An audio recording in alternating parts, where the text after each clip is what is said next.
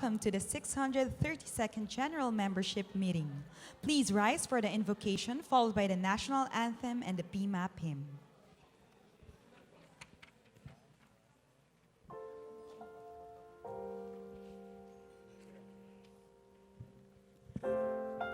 Let's put ourselves in the presence of our Lord. In the name of the Father, the Son, and the Holy Spirit. Amen. Lord, make me an instrument of your peace. Where there is hatred, let me sow love. Where there is injury, pardon. Where there is doubt, faith. Where there is despair, hope.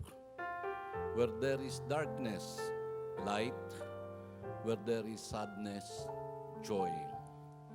O Divine Master, grant that I may not so much seek to be consoled as to console, to be understood as to understand, to be loved as to love.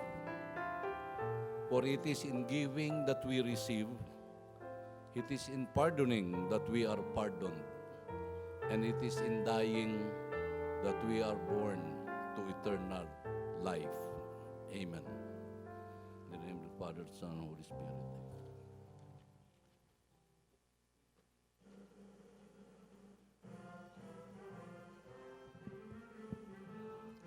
Alam ng puso sa dibdib mo'y buhay, lupang hinirang, duyan ka ng magiting, sa manlulupig, di ka masisiin, sa dagat bundok, sa simuyan, sa langit mong buko, may dilag mong tulad, awit sa paglaminahal, ang bisap ng katawat mo'y nagrumpay na nakikinig, ang bituin at aral niya kailan pa may nakikinig. Parang araw na ating pagsimula, kulay langit sa pilikhan. Ang ligaya na pag may mga hapit, ang namatay ng dahil sa'yo.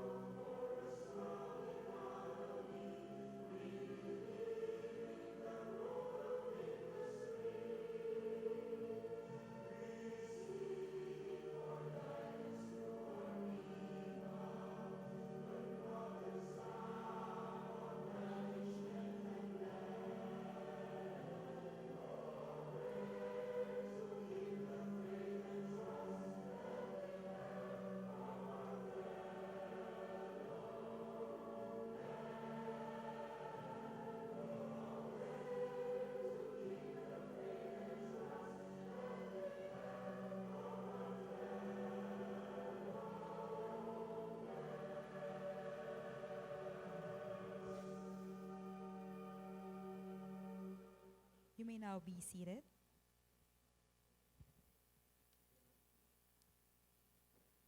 May we call on stage our 2017 President, Mr. Ramon B. Sigismundo, to declare the 632nd General Membership Meeting open.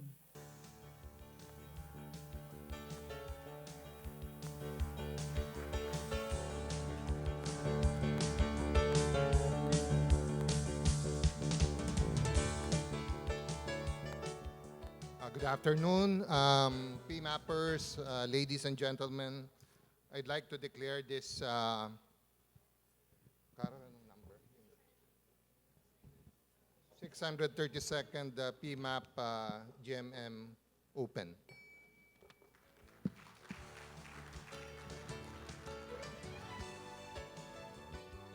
So I was asked earlier on, how's your valedictory address going to be? And I said, it's going to be drama-free. Simply because it's going to be a seamless transition from my presidency to President Michelle Garcia. So are we putting up my slides? I think I have 3 slides that I wanted to show. No, those are not the 3 slides. There are 3 slides. Anyway, let's forget the slides. No, before that, there's a slide before that. The slide that simply says thank you. Yeah, that's it.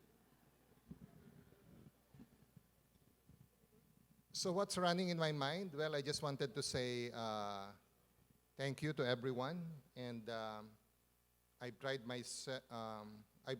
to express thank you in so many languages as possible, including some of our Philippine dialects.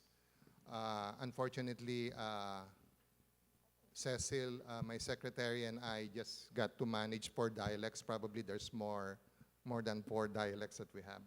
But basically, thank you, big thank you to everyone. Maraming salamat sa inyong lahat. Now, that's the first message. Second message is the reason why I'm saying this is going to be a seamless transition is because I've agreed with Michelle that the one PMAP model that we were talking about last year would be implemented moving forward. And what we mean by one PMAP is the different organizations comprising PMAP. We're going to continue to make it as an integrated whole, so which includes the Asian Institute of Human Resource Management, the Council of Presidential Advisors, PMAP Foundation, the Philippine Society of Fellows. So we are one, and we will continue to be one, and we will do everything that is possible to progress one PMAP. I'm not hearing an applause for that. No, that's the second thing. And then the third item is that, you know, this valedictory, and there's a slide for that. Carol, there's a slide for that. This valedictory is not about me. So instead of beating my breast to the highest heavens, I will simply recognize the people who have been with the board through thick and thin in 2017. So if you would bear with me, I would just go through them. Some of them are not individuals. Some of them could be groups, and some of them could be groups of people. No? So are we ready, Carol, right? We're ready? So the first awardee are the PMAP Millennials.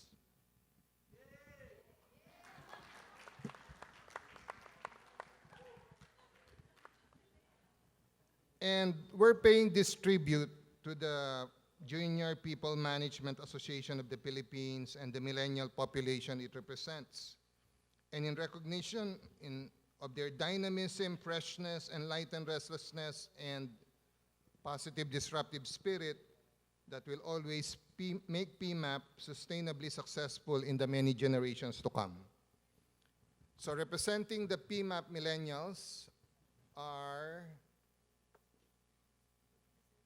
officers of JPMAP. So let's give them a big round of applause.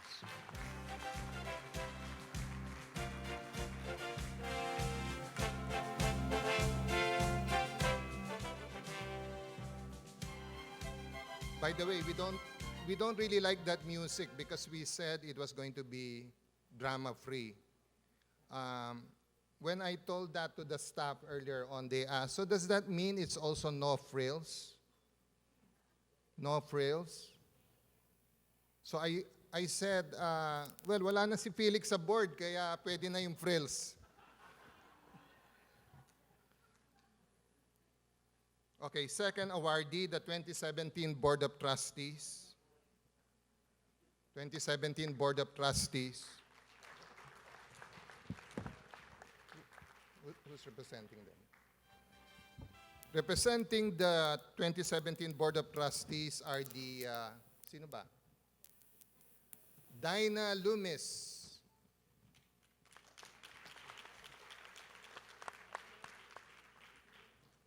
In recognition and in appreciation of the generous support, hard work, and untiring efforts of the body of leaders who provided me with wise counsel, the policy guidance, and implementation machinery to realize the bold plans set by my presidency.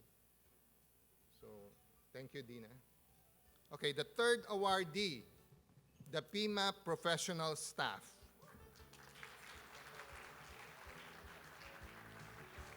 Represented by none other than Mr. Marshall Toto Roldan. By the way, he kept reminding me regarding this text, no? Even calling me at home at night, and my wife was getting worried when he kept on calling.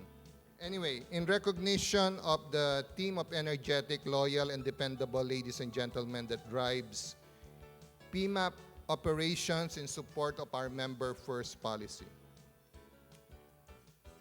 Okay. The next awardee is Maria Bibian C. Arnobit.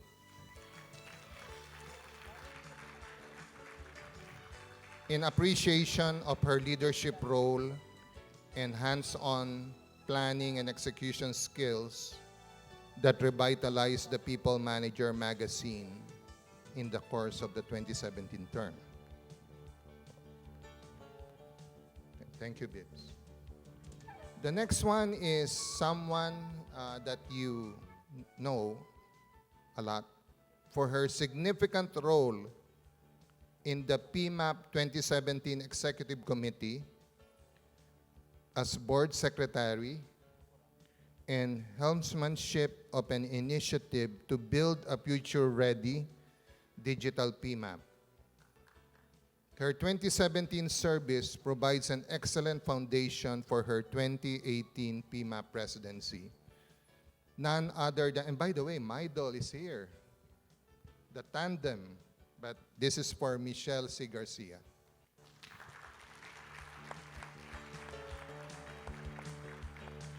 Thank you, Michelle. Okay, the next award, I'm going to be, forgive my being parochial here, but this award is given to Meralco HR. It's like giving an award to myself, no? In recognition of the wind beneath my wings as 2017 PMAP President, my HR team has served as my inspiration, my repository of knowledge and wisdom, and my army of volunteers. In other words, hindi po ako gumagawa ng trabaho, sila. That helped me win the presidency and assisted me unselfishly in various ways in the course of my presidency. So I'd like to call on the Vice President for HR Operations, Egay Karasig.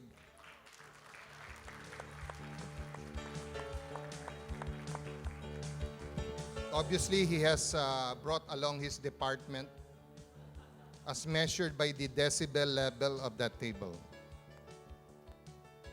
Okay. Okay, the next awardees, these two hardworking co-champions of all PMAP chapters and countryside development advocates who happen to be chapter presidents in their own right are provided this honor. None other than Teresita E. De La Cruz, and Luisa Loy Mila V. Echevarria.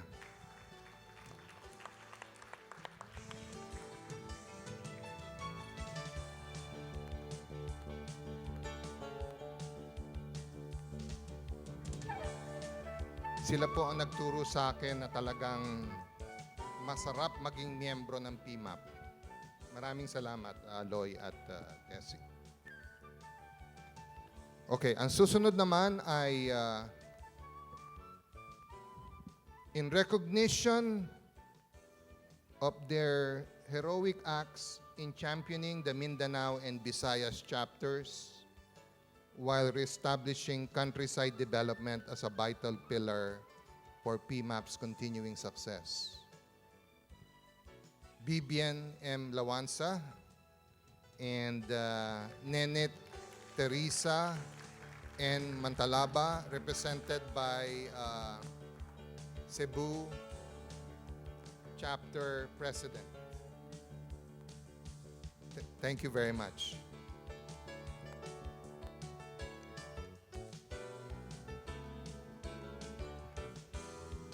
Itong susunod, siguro maganda kung huhulaan nyo kung sino. No?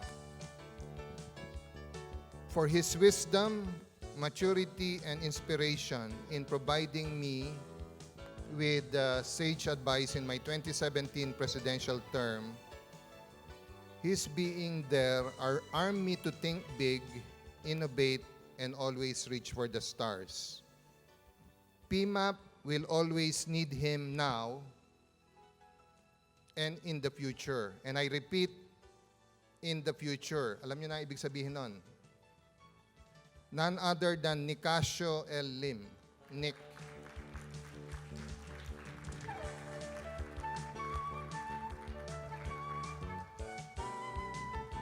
Thank you, Nick.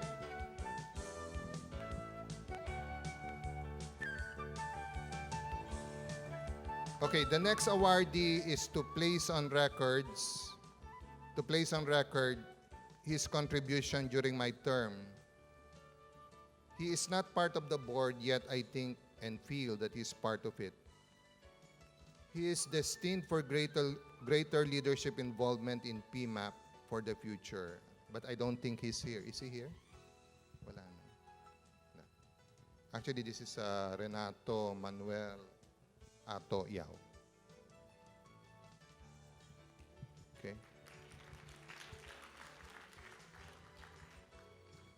Okay, the next awardee is, let me just read what's in the plaque.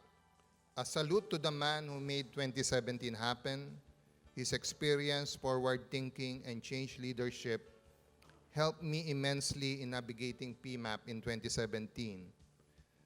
There is no doubt his future-proofing PMAP will continue in partnership with our pipeline of future presidents to achieve our goal of one PMAP. None other than Rene Hena, please.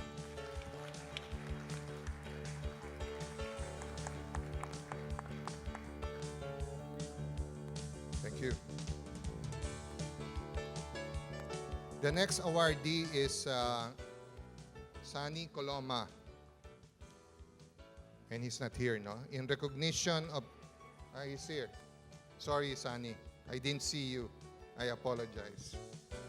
In recognition of his significant contributions to PMAP in 2017, examples of which are the trailblazing books Kapwa and Diwa. More importantly, his institutional PMAP knowledge, breakthrough thinking, and uplifting encouragement has made me a better 2017 president. Thank you very much, Sunny.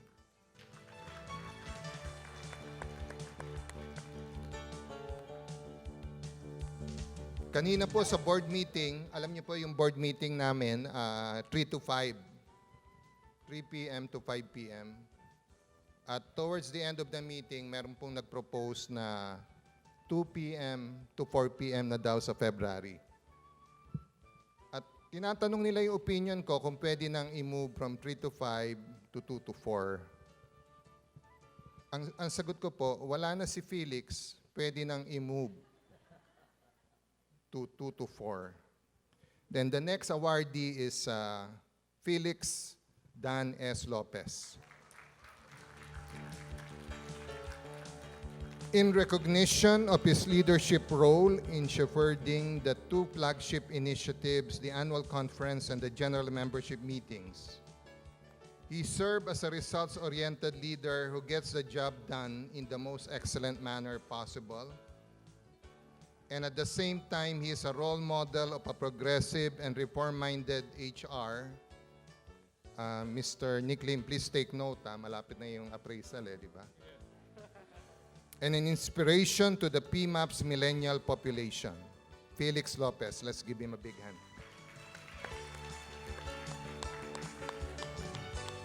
Now, there are 2 chapters of the year, no?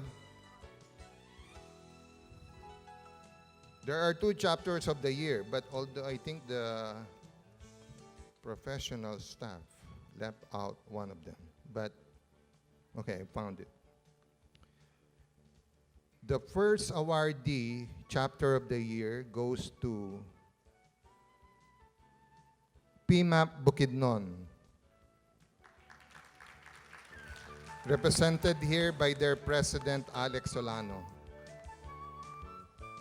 The chapter that I was fully engaged with.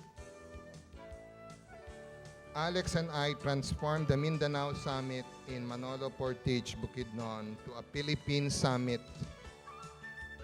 Alex and PMAP Bukidnon have proven that relative distance is not a limiting factor for chapters to create a national impact. Congratulations, Alex. The next chapter of the year is PMAP Subic.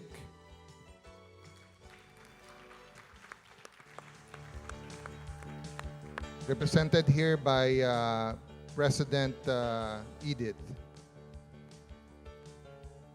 accompanied by her better half, Egay, and their Vice President.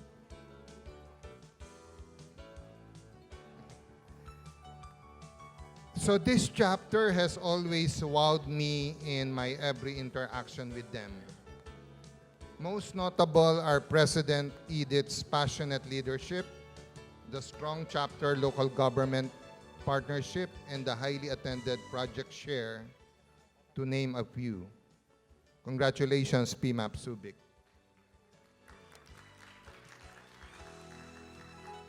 And the last awardee is actually the Committee of the Year. And the Committee of the Year is the Annual Conference Committee. Annual Conference Committee. In recognition of all the leaders and members of the PMAP Annual Conference Committee, and we'd like to request past President Jimmy Isidro, because I know that he's actually the man behind this committee amongst other leaders. The superior planning and execution of the 2017 conference will set the PMAP standard for the years to come. More importantly, the conference has signaled that the future of HR is digital and that all HR professionals have to self-disrupt themselves to continue to be successful in this rapidly changing environment. Congratulations, Annual Conference Committee. And that was 2017. Thank you very much.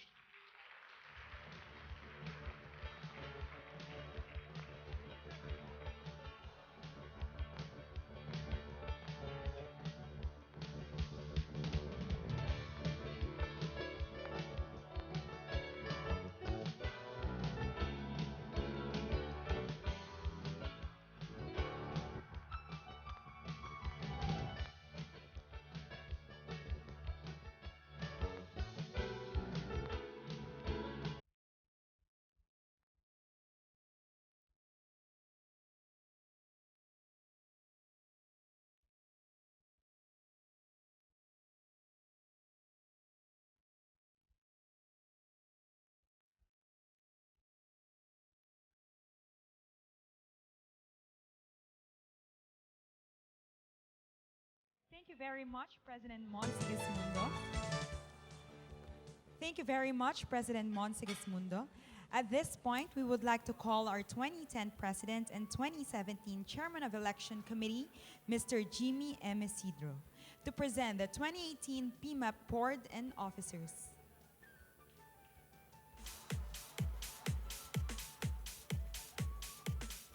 Good afternoon. Magandang tanghali o magandang hapon.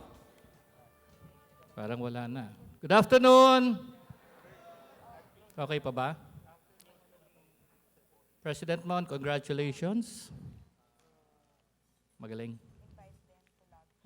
Anyway, it is my honor and privilege to present to you the 2018 new set of Board of Trustees and officers of PMAP. But before that, I'd like to acknowledge my co-chair in this ELECOM committee, co-chair Josephus Jimenez, and co-chair Bong Austero. JBJ, Bong, thank you very much. May I call on stage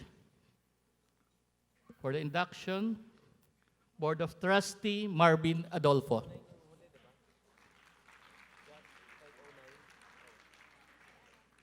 Seriri Geraldine Alcaraz, Carmelita P. De Leon, Teresita E. De la Cruz, AFPM,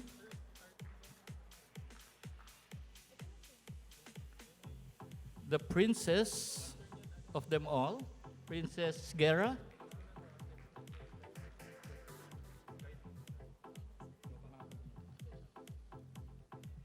Miss Ellen Pulido, Miss Dinah Dominguez, Lumin, sorry. Kala ko hindi kayo magre-react eh. O ngayon, nag-react kayo. O, see? See? Grace, ah. Kasi tikitan mo naman ang attire. Saan na? Miss Dinah, the idol of Mr. Bert Kimpo and Josephus Jimenez. Diba? Pare-pareho sila eh. Saan na? Dinah, saan ka na? Ito. Yasmin Lady Matson. Yasmin. Okay. The Millennials, Mr. Gerardo Plana. Kita mo naman pare. Nakabata. Sa profession, Jerry, di ba? Another millennial, Miss Mirna G. Reyes. Mimi?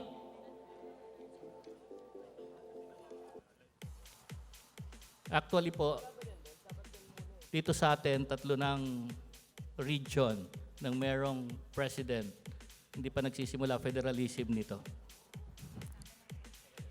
Actually, representing Luzon, Trustee Maria Consuelo M. Reyes, AFPM.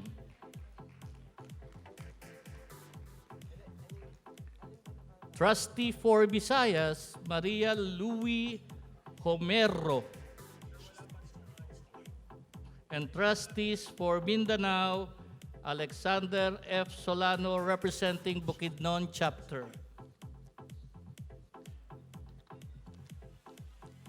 And now for our board treasurer, Jocelyn R. P. PhD. Kung tinatamad po kayong pumalakpak, okay lang. Reserve nyo na mamaya. Yan. For board secretary, Maria Luisa Mila V. Echevarria.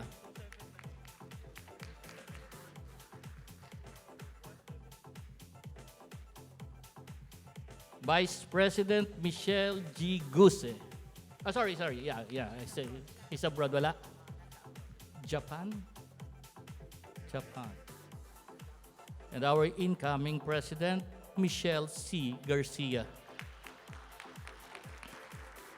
May I call on our ex-officio headed by the Chair of Council of Presidential Advisor, Mr. Bong Austero, President, Asian Institute of Human Resource Management, Lucy Tariela, DPM, President PIMA Foundation, Attorney Pilar Nenuca Almira, DPM, President, Philippine Society of Fellow in People Management, the Chairman of URIS, Oscar L. Contreras, DPM,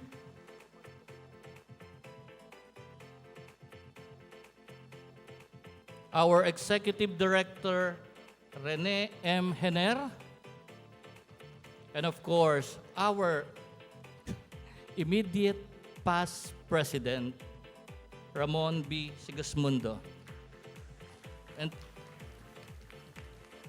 our inducting officer, may I call on Mr. Aaron McEwan, HR Practice Advisory Leader in Australia and New Zealand, for the induction.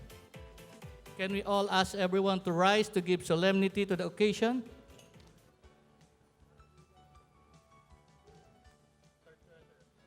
Thank you. Please repeat after me. I, state your name. After having been elected as, please state your position. Of the People Management Association of the Philippines. Recognize and accept the responsibility incumbent upon me. I pledge myself to perform the tasks of my position in accordance with the PMAP Constitution and bylaws, and to be faithful to the traditions of our founding fathers, to observe and maintain high standards of performance in the practice of the people management profession,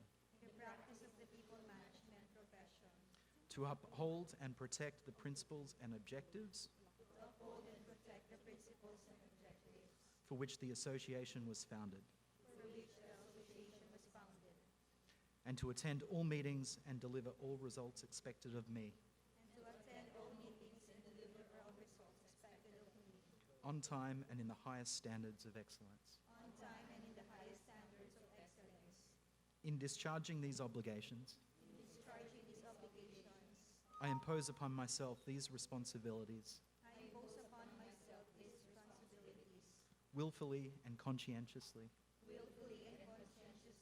and with zeal and dedication without purpose of evasion. So help me God. Thank you.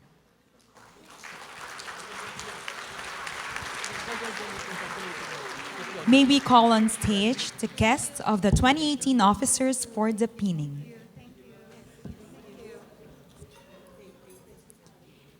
Again, may we call on stage the guests of the 2018 officers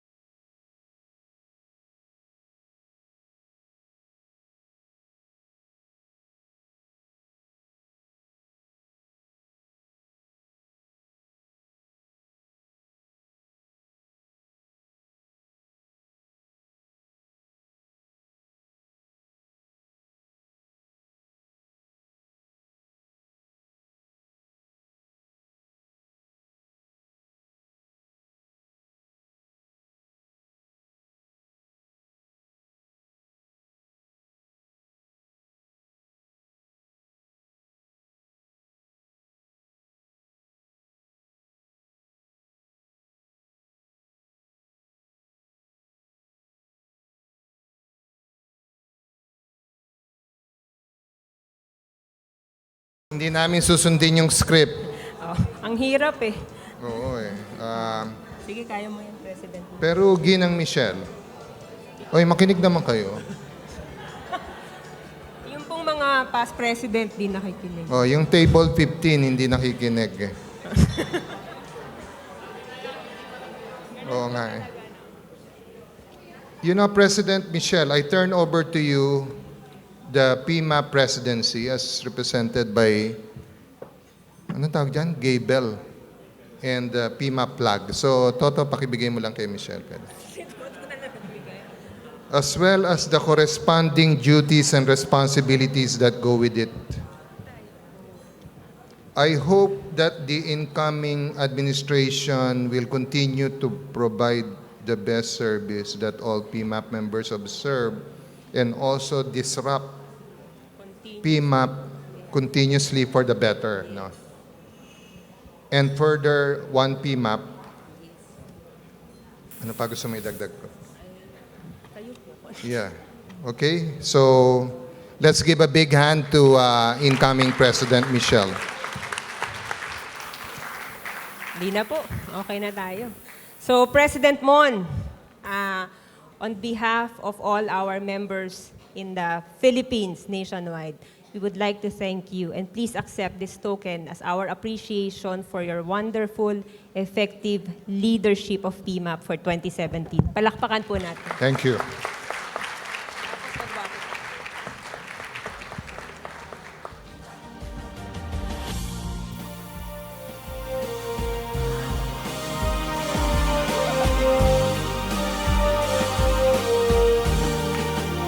President mo, nagagalit si VP Felix. Bawal daw itong ginagawa natin, President mo. Ayun o, nakatingin. Please remain on stage, President Michelle and President Mon, for the presentation of plaque of appreciation to our inducting officer, Mr. Aaron McEwan.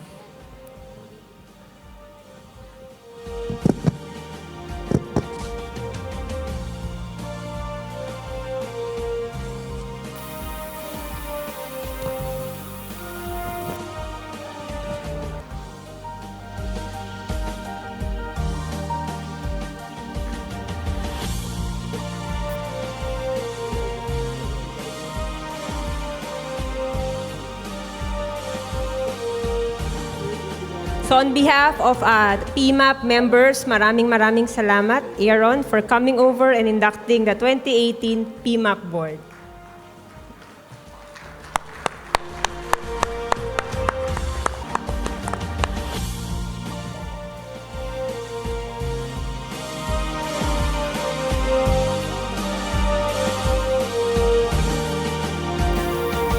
Thank you very much, President Michelle and Mr. Aaron McEwan.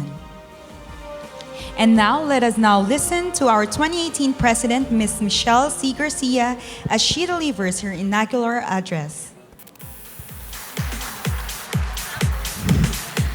Nakakapagod pong pumanik, panikbaba. I have a confession to make. I did not prepare any speech, and I hope our past presidents will forgive me for not following the usual incoming president speech.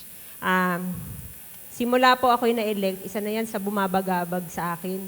Because honestly, I'm not a good writer. But I think I am a good communicator of the things I envision for PMAP. And I'm here presenting myself to you, committing that this year will make PMAP future ready, will make PMAP focus on our members more, will open the gates of PMAP for collaboration. We will promote unity and continue the One PMAP vision. And lastly, to sustain our organization and association. Maraming salamat po for entrusting the 2018 PMAP to yours truly and to the rest of the 2018 PMAP board.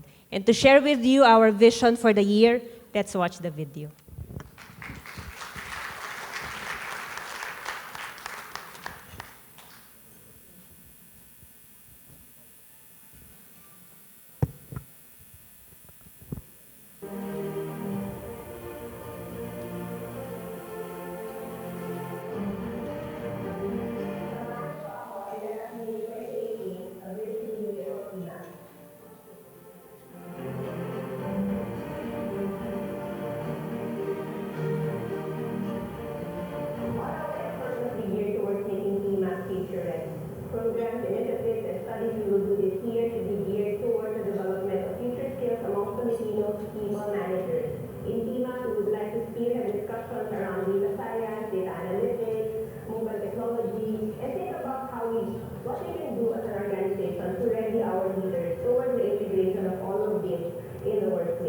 what will be the impact of these changes and what can we do to align our local regulations, local policies to emerging trends and programs.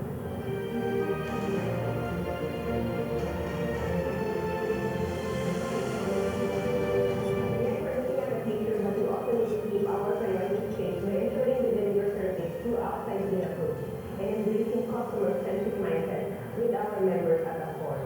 In everything that we do, we think, how will it create value to our members?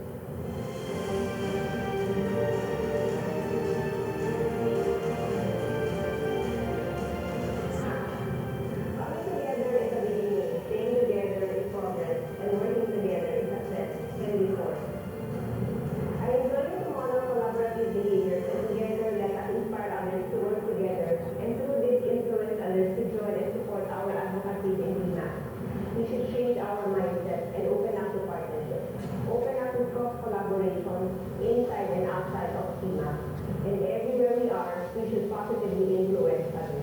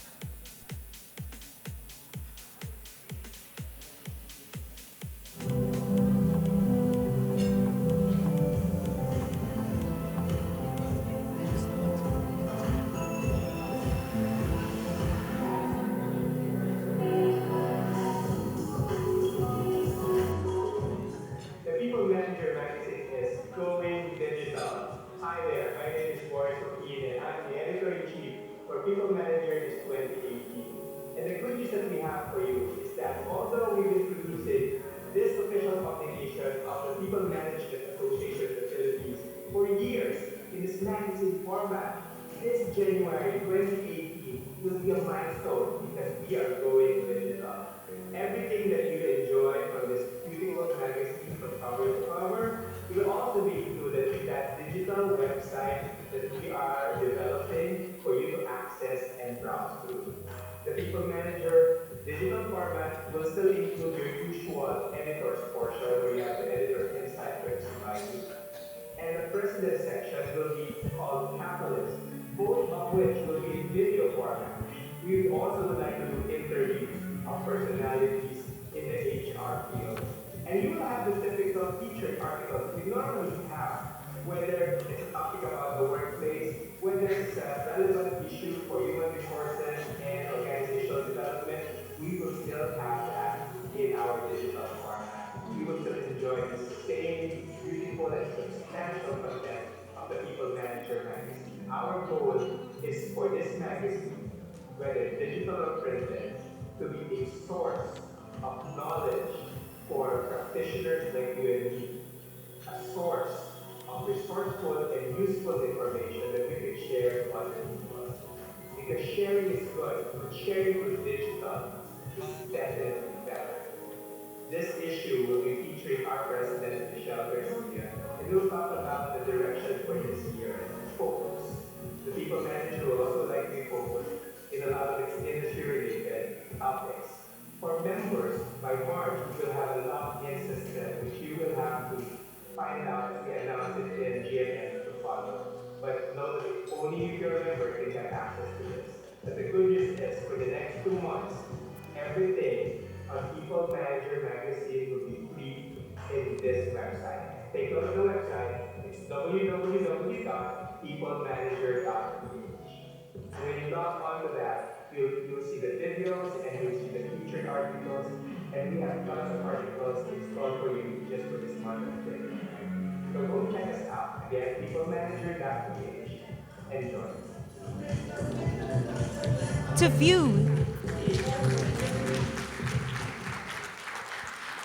view the People Manager magazine, all you have to do is open your browser and type in peoplemanager.ph. On screen is one of the articles you can find in our digital magazine.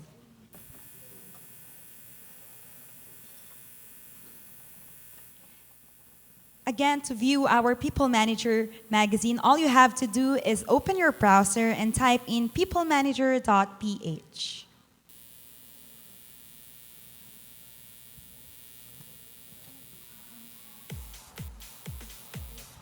And now, for the most awaited part of our program, we are proud to present to you Mr. Aaron McEwan, HR Practice Advisory Leader in Australia and New Zealand of CEB Incorporated, for our main topic entitled HR Imperatives for the Digital Workplace.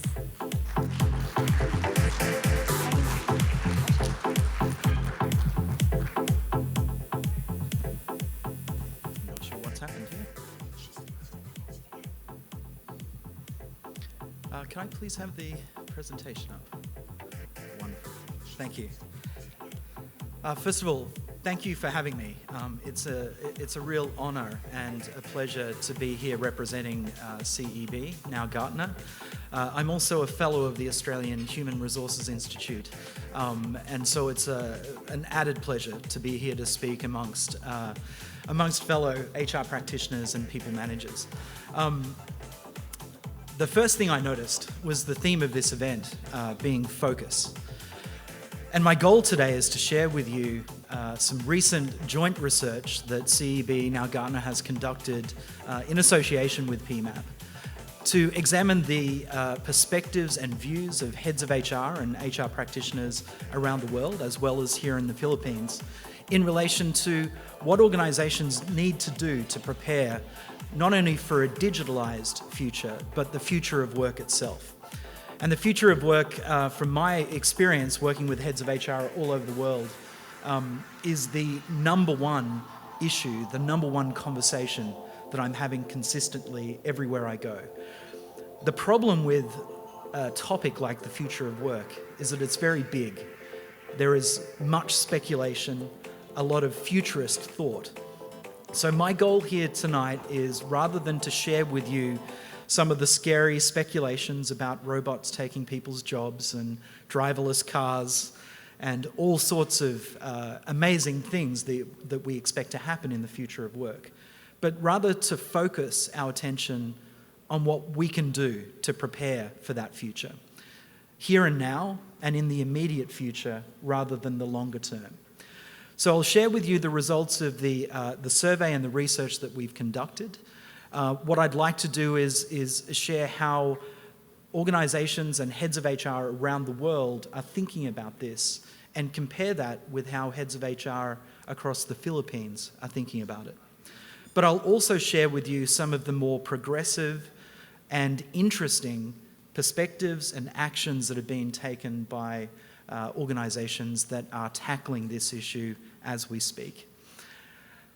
I much prefer to have a conversation. I like these things to be as informal as I can, so I'm prepared to stand up here and speak at you for all of the time that I've been given, but I would much rather have a conversation. So I do invite questions, any queries that you have, and I'm happy to take those as I go along. But I have left some room at the end to deal with questions if we'd like. So a little bit of a roadmap in terms of where I'll take you this evening. First of all, we'll look at digitalization and its impact. What's happening right now? Then we'll look at current approaches that organizations are taking to deal with digitalization and to digitalize their enterprises. And then finally, I'll look at some of the HR imperatives that we need to get right if we are to embrace not just the challenges, but the opportunities that digitalization and the future work presents. So first of all, it's very clear that everybody is digitalizing. All organizations are focused on this, and I'm pleased to see that the core theme of this event is around digitalizing HR and the practice of people management. So you'll see here that 67% of business leaders in the left-hand side graph believe that their company must become significantly more digital to maintain their competitiveness. This is a significant number of organizations, and we don't often see percentages this large around a specific issue. You'll also see that 77% of executive priorities are digital dependent or are dependent upon technology. So HR digitalizing and embracing the full digitalization of our workforces is necessary for us to keep pace with business. It's also here to stay. This is not a fad. This is not a fly-by-night thing. I expect that we will be talking about this in 10 years, in 15 years, and probably in 20 years. Business leaders believe that digitalization is here to stay. In fact, 90% believe that it is a long-term transformation, not a short-term fad. And we believe it is a trend that will survive economic downturns. So we've seen many of these over the last 10 to 15, 20 years. They often impact major transformations in organizations and often put them on hold. Our belief and the data that we're looking at would suggest that digitalization will not slow down as a result of any potential economic downturn that we see in the future. In fact, 66% of business leaders believe that to be the case. And we know that as we increase our digitalization efforts, that it will lead to fundamental changes in the way that we do business. On the left-hand side of this image, you'll see how organizations, and there are many of them, that are tinkering around the edges of digitalization. But on the right-hand side, this is where organizations are actually making transformative changes based on digitalization, which are impacting all of the ways in which they operate as organizations and deal with their customers. So on the right side, from a product perspective, we see some of the laggard organizations simply using data and technology to enhance their existing products and services. The more progressive organizations are launching entirely new products and services that go beyond their initial core business portfolio. Is everybody familiar with Uber? This is a chance to interact, so I'm going to keep asking questions. So for anyone who's fascinated by Uber, and I certainly am, it's amazing that anywhere I go in the world, I can simply get on my phone and have a car arrive to pick me up from wherever I am. But one of the core things that Uber produces that not many people speak about is that they provide incredibly rich data to town planners and local councils on traffic, on the movement of people across their cities so that they can better plan and better design cities for transportation.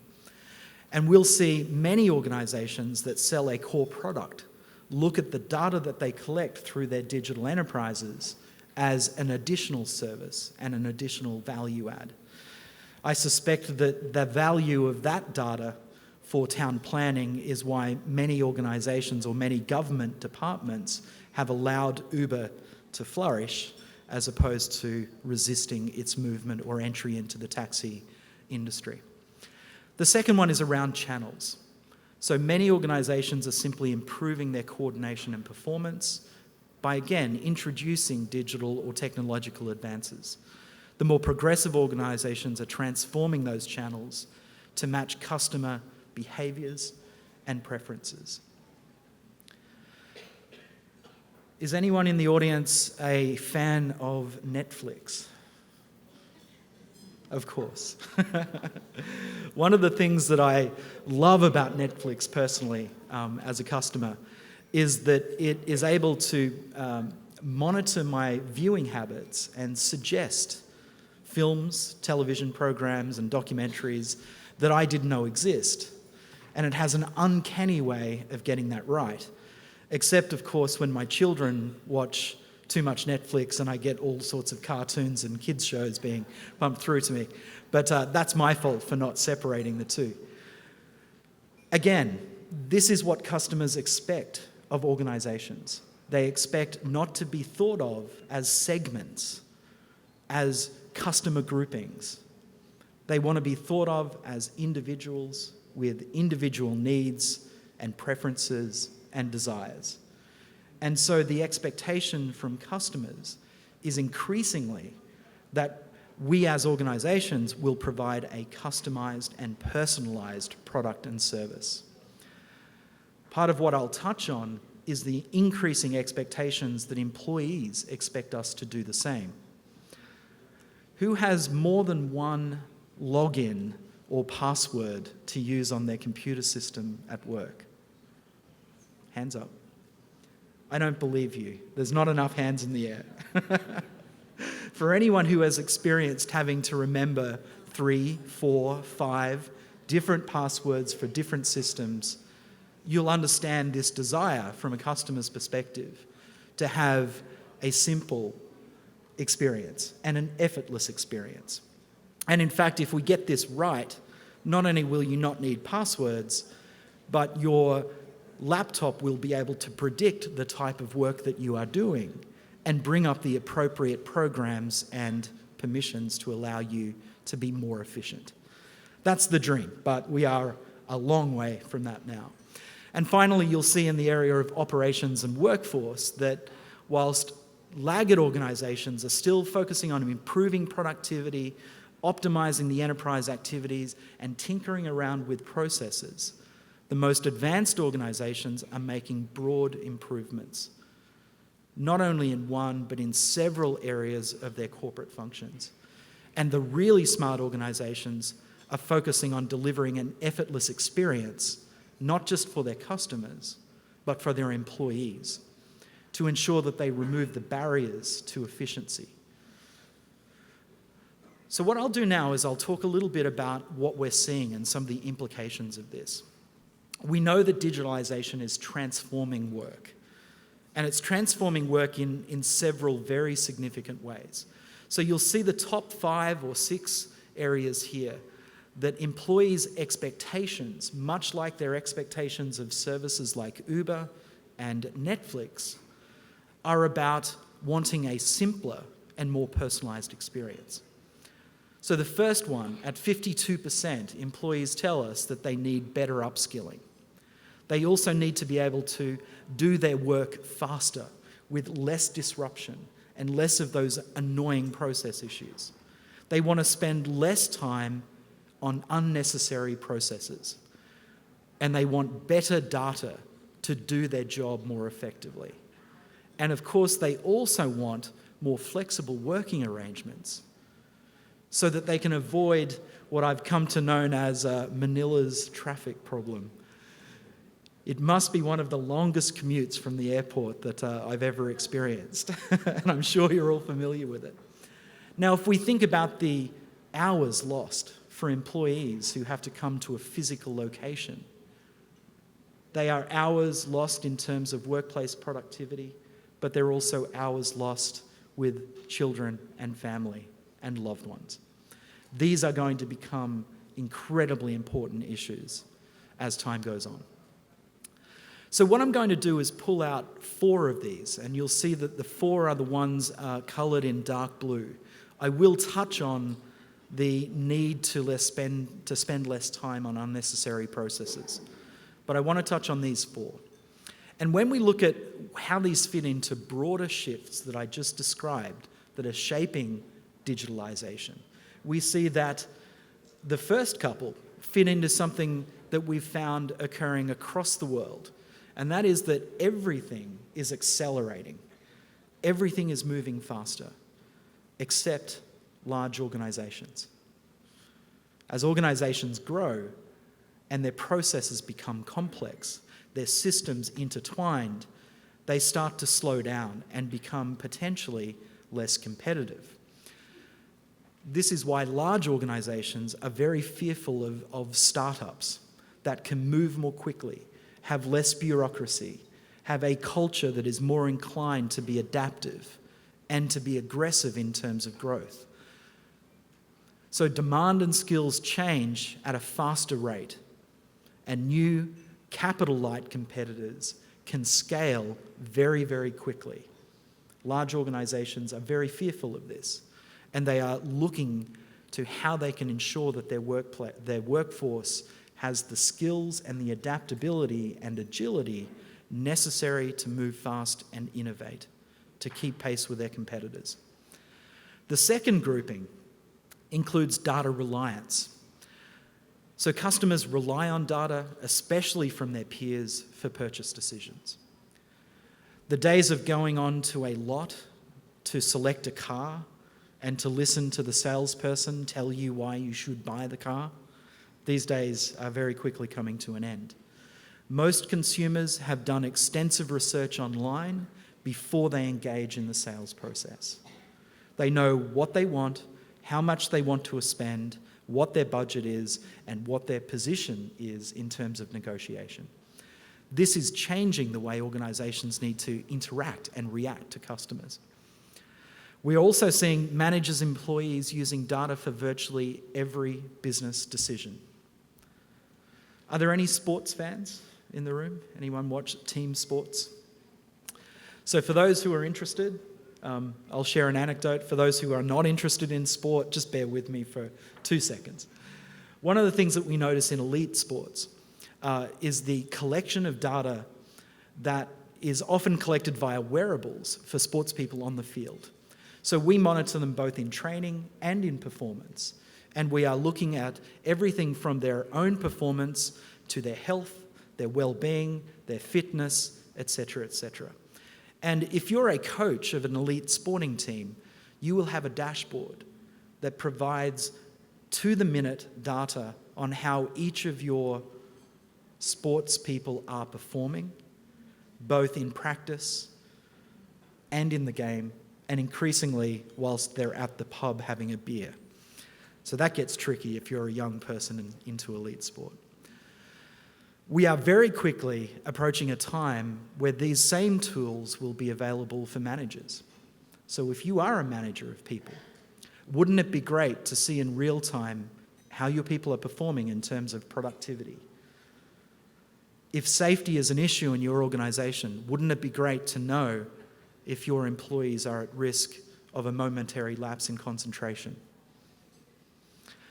So we're on the verge of having access to this data, and in fact, my personal opinion is that employees will embrace this if it leads to more flexibility and more power over how they work, what they work on, and when they work.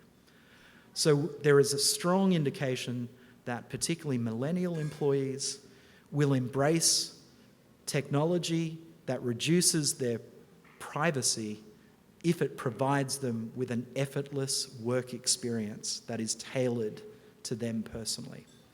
These are huge implications for us to embrace.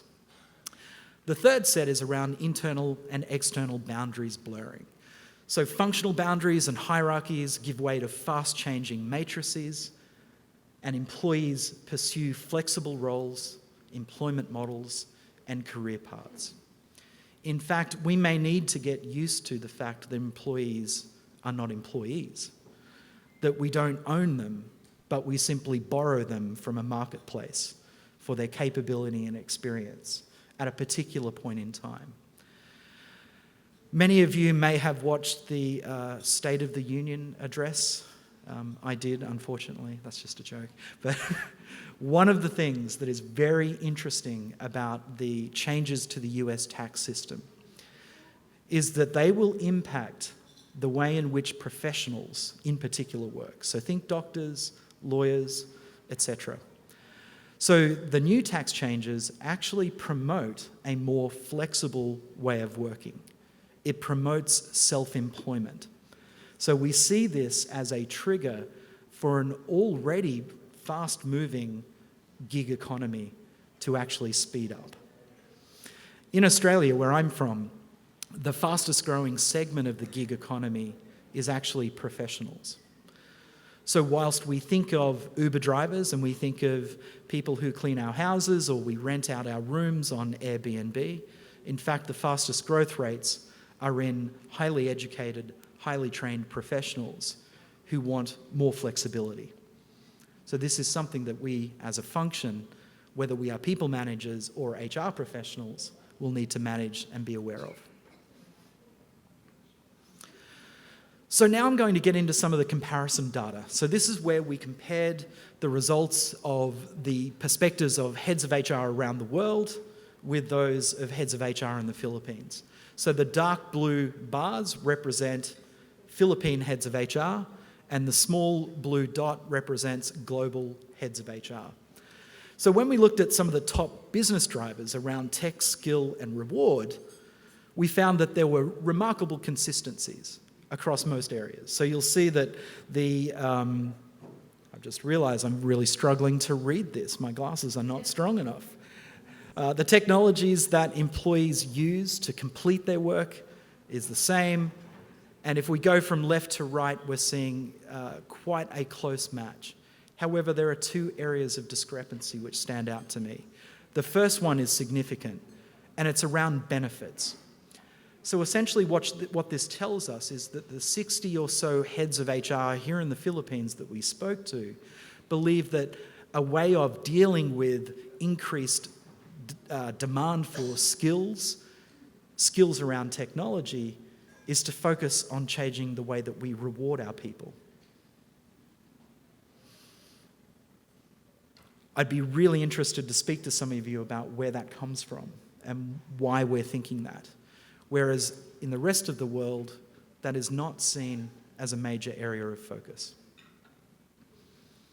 I have my own thoughts on why that might be. We're increasingly seeing that rewards in the term of monetary compensation and similar things do not necessarily get our people to be more motivated. In fact, what is motivating them is more flexibility, more personalization, more say and power over how and when they do their work and the types of work that they do. So this may be a really interesting area for those of you in the Philippines to explore. The second discrepancy, and it's hard to choose one because there are a couple, but is the types of jobs that we're looking to fill in the future. So we're actually seeing that global heads of HR are a little more concerned about this or focused on this than those in the Philippines. One of the things we've seen across the board globally is that roles are changing quickly. In fact, around 33% of roles didn't exist 3 years ago. And a similar percentage have been eradicated from our workforce already. So as the speed of automation increases, we will see roles and jobs change dramatically. What I would say is we may not see some of the scarier implications that we've heard, which talk about mass job losses and automation and robots taking over thousands, if not millions, of jobs.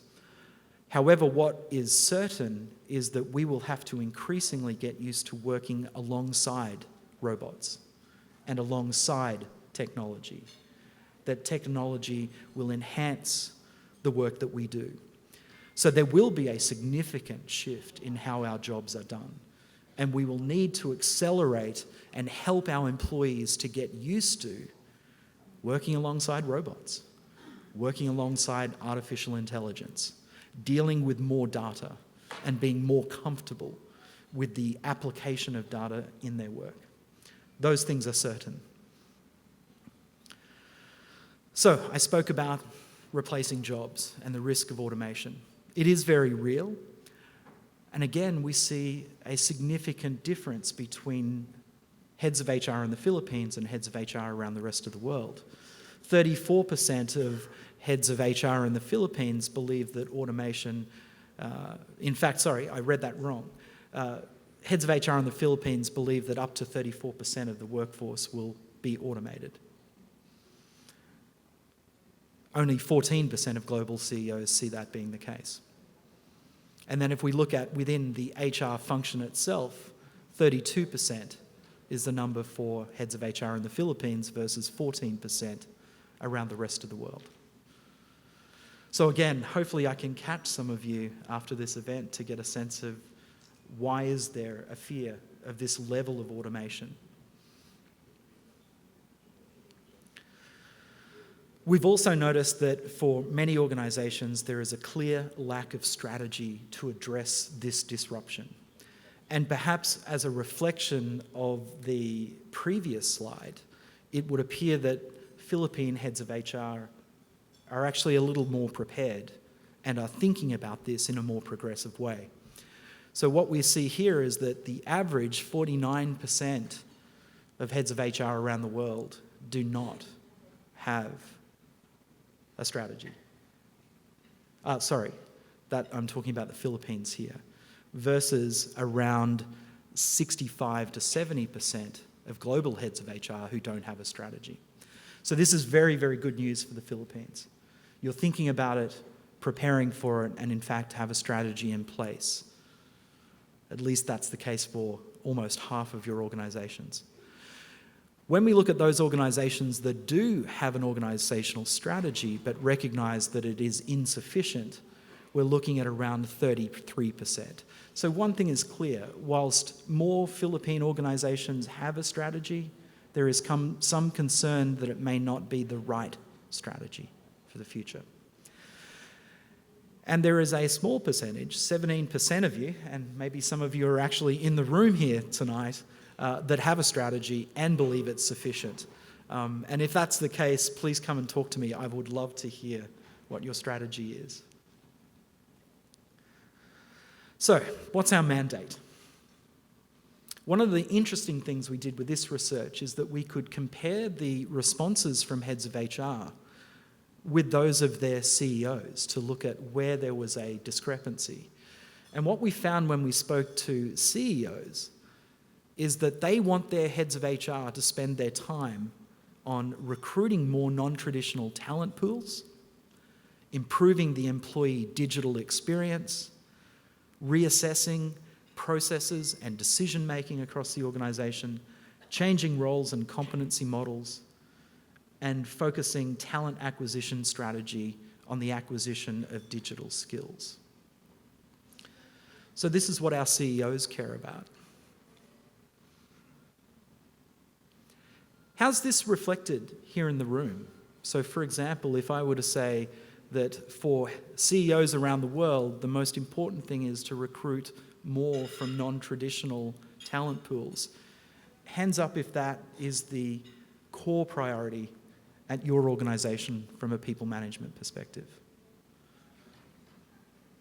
Okay, so we're seeing maybe a third of the room saying this is the case. One of the things that I'm very often asked to comment on is, does HR have a seat at the table when it comes to the executive team? how influential are we? This is a rare opportunity to understand exactly where your CEOs are focused and to not only provide them with the data that they need, but to potentially influence their decision making. So one of the implications of this data is just because CEOs believe that looking to find digital talent in different talent pools is the right way to go, they may be sorely or bitterly disappointed when they realise just how little of that talent is available. So one of the things we do in my organisation is we're able to assess the global demand and global supply chain for emerging technical and digital talent. So let's think about artificial intelligence engineers as an example. One of the things in my country, in Australia, is that we have one of the lowest populations of that talent in the world. And increasingly, we are making it harder for people with those capabilities to move to Australia through our visa and immigration laws. And this is a trend that we see all over the world. The other thing is that organisations globally, particularly in the United States, North America, Europe and Australia, is that they increasingly recognise that areas like this, like the Philippines, have more of this talent than they do. And they will be competing for that talent. So one of the interesting things is that they may not be able to take that talent out of the country, but what they can do is set up talent hubs on site and use that talent remotely because the technology is allowing for that to happen. So if you are a Philippine headquartered organisation and you are competing against multinational companies, this will be one of the battlegrounds for that talent. So think artificial intelligence engineers, think cryptocurrency specialists, blockchain experts, and in particular, cybersecurity experts. These are the growing areas where we see the fastest growth in jobs creation. So next, have a look at what organisations are currently doing. So the first one is that HR is largely playing a business partnership role. So when we speak to HR professionals and heads of HR, 60% of them are focused on this idea that the HR function should closely partner with the business to lead digitalisation efforts. And whilst that's a worthy pursuit, it may not be fast enough and it may not be aggressive enough to actually assist the organisation to digitalise. In many ways, partnering is sometimes a reactive to the needs of the business as opposed to getting ahead of it.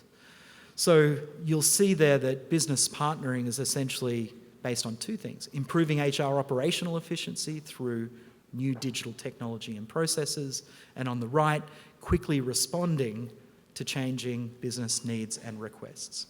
Again, this is a reactive stance, and it may not be fast enough for what our businesses need. So when we look at what HR is doing and what it's reacting to and what it's supporting, we see that they're very focused on developing digital strategy as the first priority. So we want to help our CEO, board of directors, develop a digital strategy by identifying the implications of future workforce trends. I suspect that I had about 350 conversations last year with heads of HR who were asking me to come and speak to them about the future of work. And it is in response to their CEO asking them to have a strategy for the future of work. This may not be the answer that we're looking for, because HR is essentially not very effective at digitalisation support. In fact, 48% of employees think that HR is okay or effective at supporting their digitalisation efforts. So what might that look like? It might look like a head of sales who's trying to drive online and digital sales, but is encumbered by an HR department that cannot produce enough employees, either through recruitment with that digital capability or through learning and development, to build that capability. So if any of us have been in that position, when we are waiting on HR to deliver the talent we need, we realise it's not coming fast enough, so we bypass HR and we go direct to market. And that makes everybody very, very nervous. But we've learnt to do that so that we can move at the appropriate speed to compete. A little more concerning, only 31% of regional heads of HR consider themselves effective at supporting digital strategy. So not only are we not moving fast enough, but we are feeling very much less confident than we need to. So what we found in our research is that there is an approach that works, and it focuses on the employee. So rather than trying to change the systems or to react to the needs of the business, we would be better putting our focus into enabling employees to move faster, to adapt, to retrain, and to refocus their efforts on the capabilities that will be needed in the future. So our current approach is business partnership, but a more effective approach is employee enabler.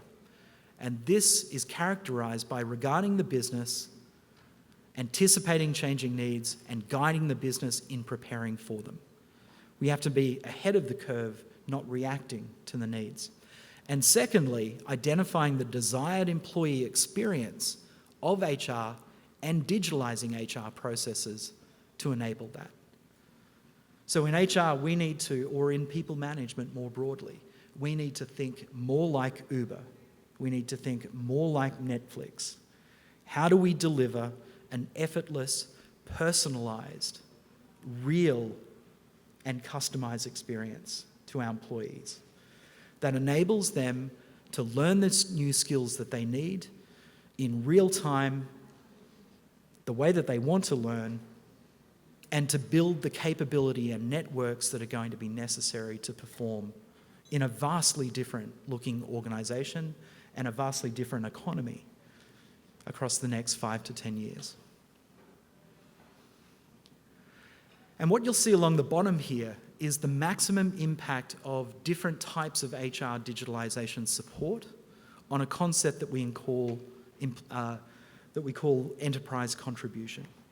A quick lesson on enterprise contribution is that when we did major research on the highest performing employees in our businesses, we found that the best employees are what we call an enterprise contributor. They focus not just on executing their individual job tasks, but they also work and utilize the network around them to not only improve their own outputs, but the outputs of those that they work with. So it's not just individual output, it's what we call network contribution as well. And so when we look at the different ways that HR supports this, we find that digitalization of HR processes is actually one of the least effective ways to drive enterprise contribution and therefore employee performance. In fact, the most helpful things that we can do is to use market intelligence to advise business on digital hiring needs, improving the employee experience of HR so that it is ready for the digital era, and anticipating and helping employees adapt new capabilities and ways of thinking and working. That's where we should be investing our time. And you can see here some of the more important factors that enable this success. So when we look at the concept of buying, how do we buy people into our organisations that have the right capabilities? We need to understand the market reality of top digital talent first, and then tailor how we appeal to them. I'll give you an example. I was in China a few months ago at the head office of one of the world's largest technology companies. I won't name them. But they had a particular HR policy, and that policy was that you could not work for a competitor organisation within 5 years of working for this company. So think about if you are a world-leading expert in cybersecurity or artificial intelligence or any number of digital roles that we're seeing emerge.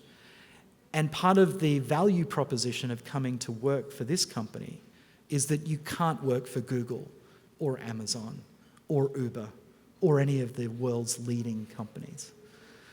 How can you maintain your employability and your relevance if you can't get different experiences? So we need to look very, very closely at our processes and our policies and the way that we approach talent to ensure that we have an employee value proposition that is appealing to the most critical talent segments there are. And here's a hint. It's not beanbags, it's not free lunches, it's not cool offices, it's flexibility, it's development, it's increasing employability and giving people diverse and personalised experiences at work. This is what will enable you to compete and win in the war for talent. In terms of building the digital workforce, we need to anticipate new ways of working that are required for success for leaders and employees and enable them to very quickly adopt the new skill sets that are required, the new knowledge bases, and new ways of working. So hands up if you have a work computer and a home computer or personal device. Yeah. Keep your hands up if you prefer to use your work computer.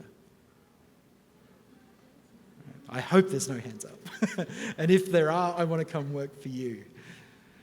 My biggest bugbear is that I have a home office, I work from home 2 days a week, and when I'm there, I have the best that Apple can provide me, and I love it. I'm a self-admitted Apple fanboy because it works. And then on approximately 3 days a week, I come into the office and it takes me 40 minutes to log on to our computers. I don't have access to the things that I need. I have to put in 5 different passwords. And the worst thing is that I have a brand new laptop, but the battery is already dead. So I have to physically plug in, even though I work in what's called an activity-based work environment with no permanent desks. This is just one example. So we often talk about this huge fear of not being able to digitalize our workforce because our employees are not ready. I have 2 young children, one with autism and one who's only 2 years old. They could both use an iPad before they could speak or walk. My grandmother uses an iPad. My other grandmother uses a different type of device, but essentially it's the same thing. We don't have a problem with non-digital employees. We have a non-digital workforce that doesn't allow our employees to work the way that they want to work. And we spend so much of our time looking to extract more efficiency from our people. Work harder, work smarter, work more efficiently, put in more effort, be more engaged.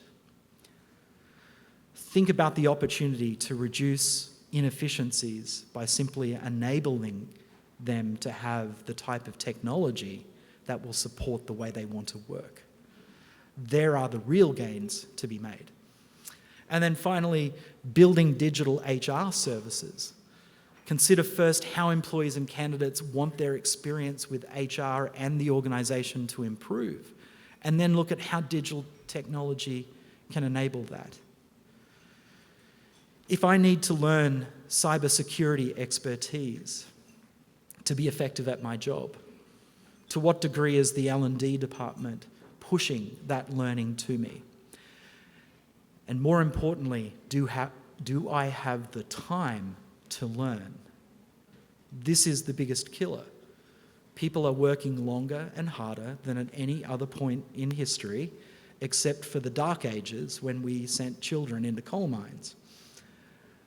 We don't have time to learn. We don't have the space to embrace the technology and to embrace the new skill sets that are needed.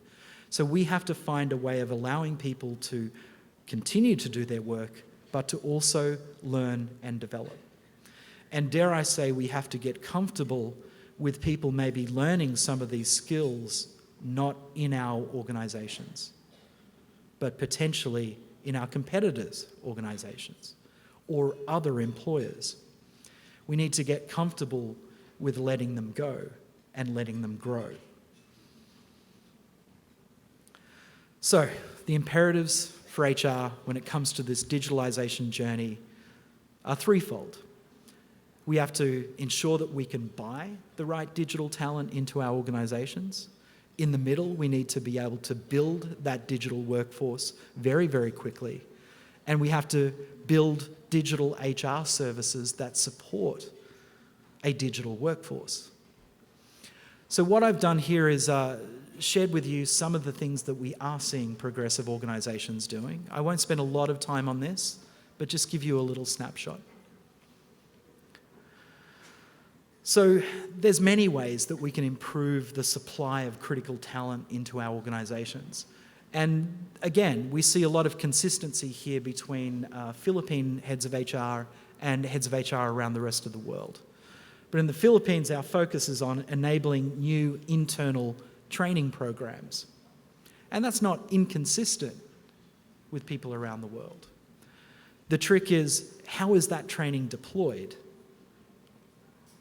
Hands up if you like going to a classroom to learn something. Yeah, your employees feel about the same.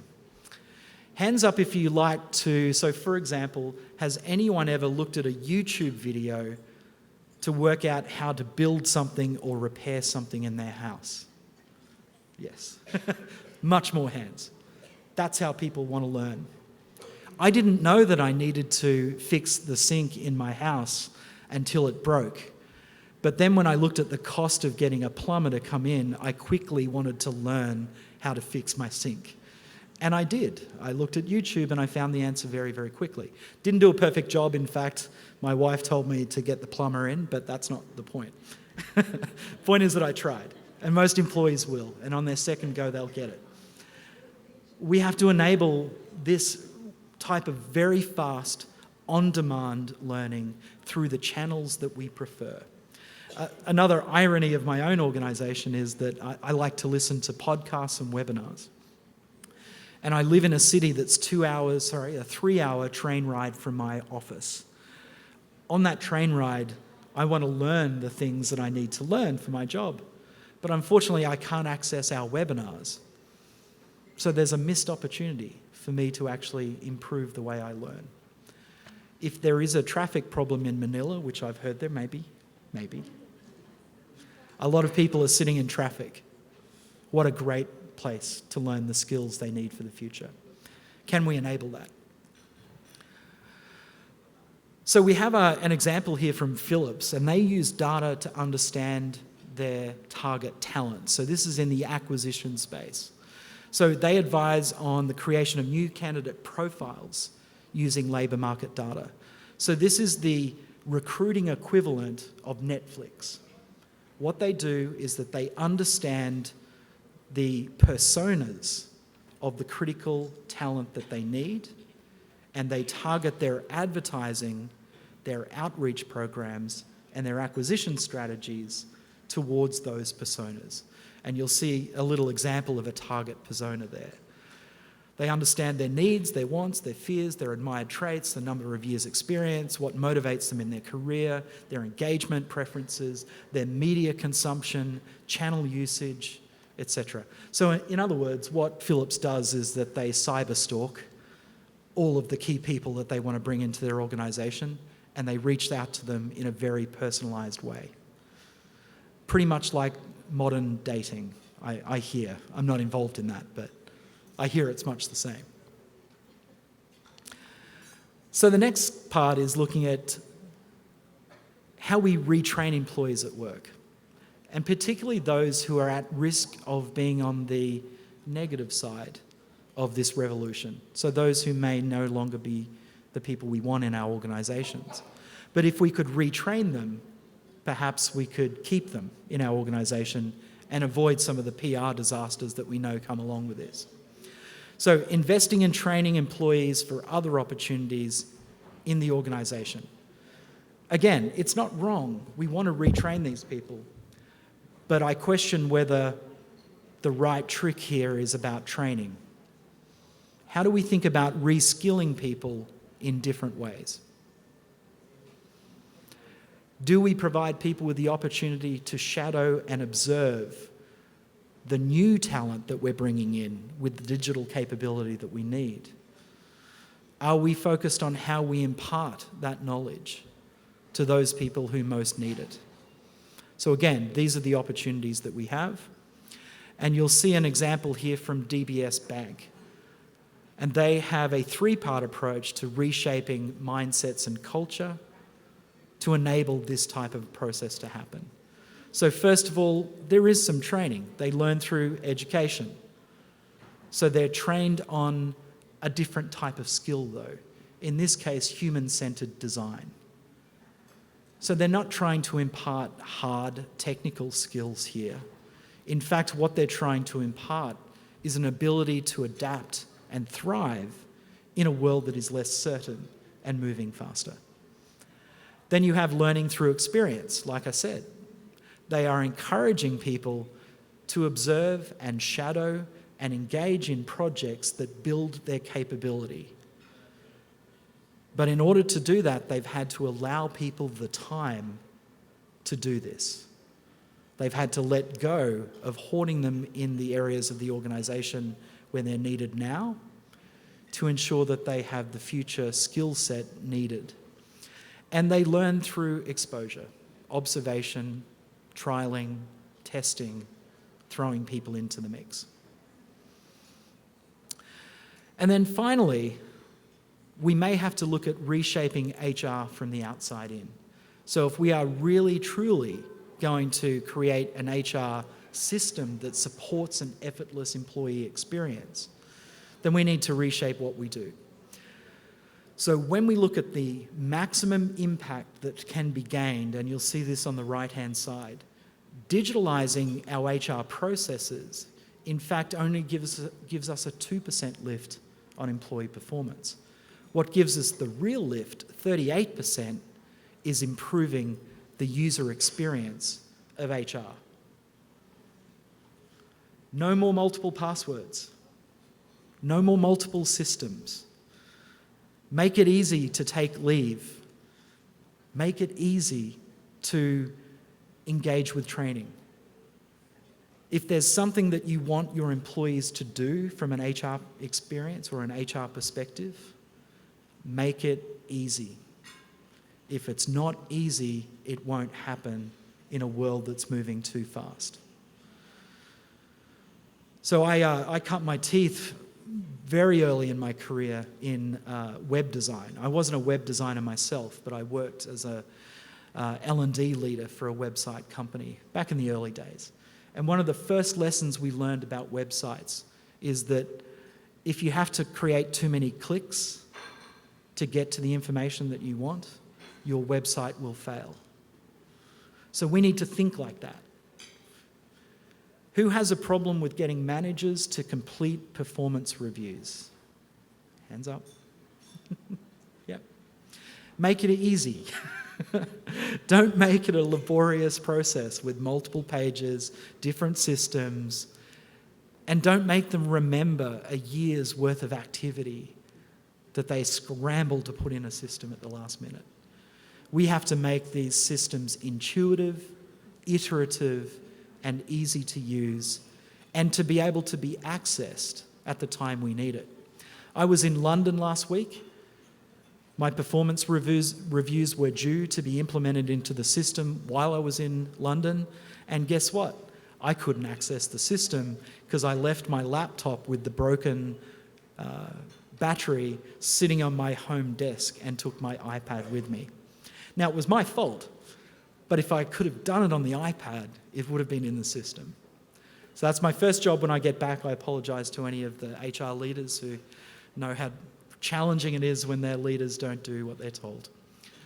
So, in summing up, when we think about digitalization, we don't have to think about this as sophisticated technology. We don't have to think about this as robots taking over the workplace. If we go in with one simple idea, our job is to create an effortless employee experience where it is easy to do your job, where it's easy to do the right things, where it's easy to learn new skills and capabilities. If we achieve that, we are well on the way to making sure that we are keeping pace with the future of work. Thank you for your time. I'm more than happy to take any questions, but it's been a real pleasure to come and address you this evening on this fairly auspicious date. Thank you.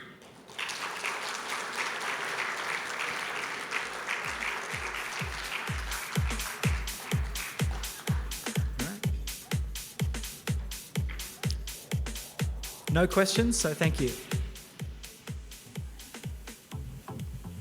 Thank you very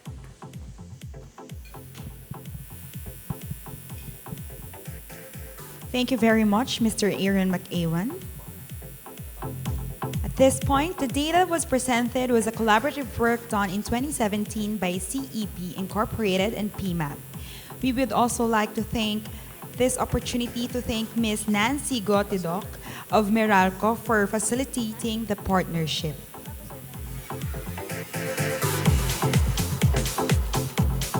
At this point in time, we also invite everyone to participate on our poll survey through Mentimeter. All you have to do is open your web browser and type in mentimeter.com and use the code 771111.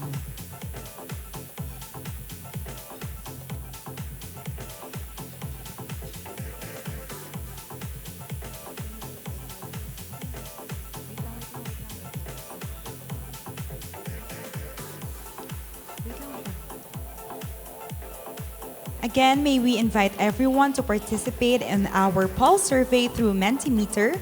All you have to do is open your web browser and type in mentimeter.com and use the code 771111. In line with PMAP's trust of providing its members with relevant benchmark data on the workforce, we would like to solicit your assistance by participating in our Mentimeter poll.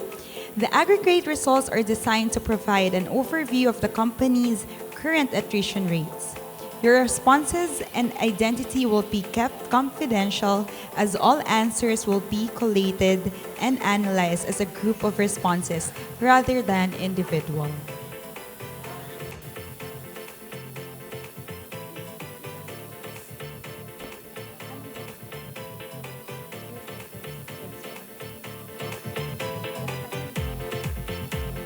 Here's the first question. Kindly indicate your type of industry.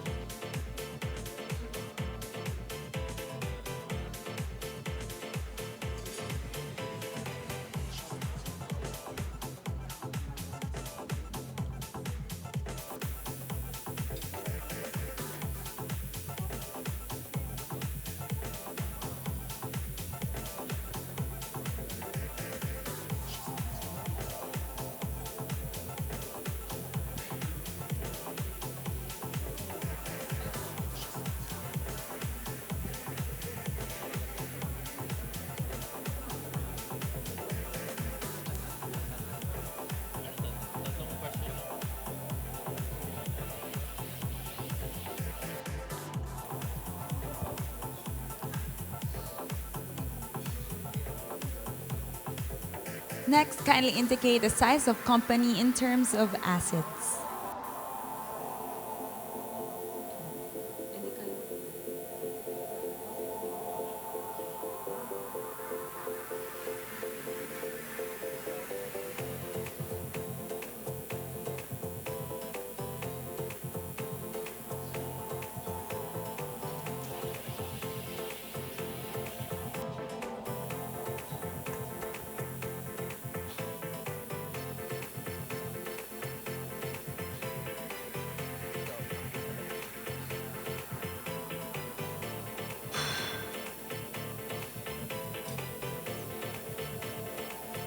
Next, what is your attrition rate? Is it 1 to 5%, 6 to 10%, 11 to 15%, 16 to 20%, or more than 20%?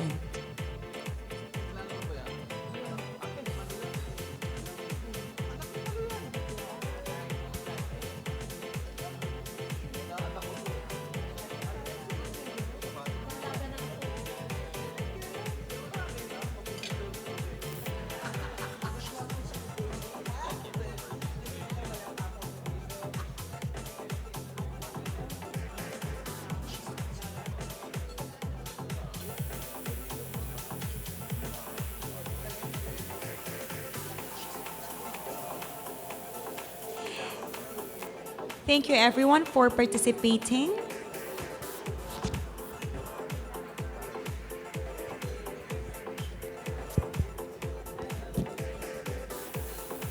At this point, may we call on President Michelle Garcia to adjourn the meeting.